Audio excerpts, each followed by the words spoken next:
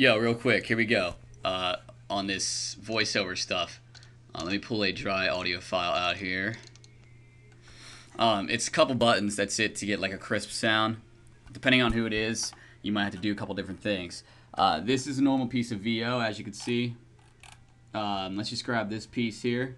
I'm going to highlight it, and I do this to all my voiceover stuff. So you go to Graphic Equalizer, and then you go down to Simple High Lift. So Graphic Equalizer, Simple High Lift. I do that twice. You may have to do it more or less, depending on how deep the voice is. The high lift is going to bring out the high end, obviously, and that makes it more crisp and clear over music beds and effects.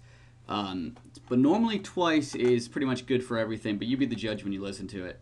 And then after I do the Graphic Equalizer, I go up to Dynamics Processing, and then this menu opens up here. And then the third one from the bottom is that one. Alright, just do that.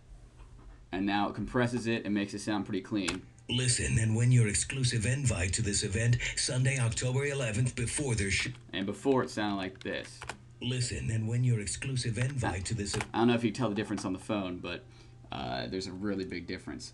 Besides that, those are my main effects that I use just to get the voice processed. As for other effects, I use this under Scientific Filter. Under the filter, Scientific Filters, there's one that says drop off below 250 Hertz. That one's pretty good. You can highlight what you just did by putting all those effects in, then hit OK. And then you can do that same processing again. Dynamics Processing and Vocal Comp. And now it's going to give it a ballsy but thin sound. Listen and win your exclusive invite to this event Sunday. It's clean, it's crisp, it's to the point, and it's not too thin. Because stuff when it sounds too thin on the radio, it doesn't sound right. But if it's thin but also kind of still has a thickness to it, that sounded dirty, then you're good to go. Other than that, I use underneath delay effects, I use I'll go to flanger, and there's an expand stereo there that I use. Listen and win your exclusive invite to that gives you that. I play around with the echoes.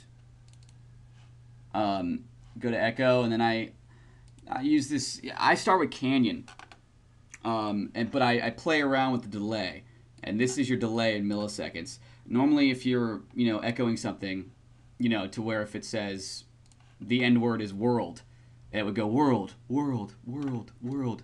Just create some dead space at the end of what you want to echo. the elephant at the Norva. Say we want it at the Norva to echo. The Norva. The Norva. Or let's just say the Norva so we can get this out of the way.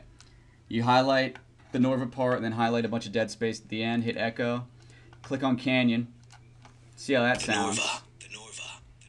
Got lucky on that one. Sometimes if you're making more echo, you're going to have to change and adjust the milliseconds.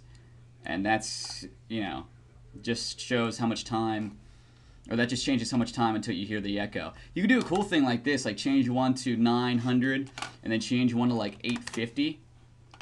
And then you get this kind of effect. At the Norva. The Norva. See how it kind of separates the audio and the echo? And then if you actually highlight that and then process it, The Norva. The Norva. it brings up the volume and gives it kind of a cool sound.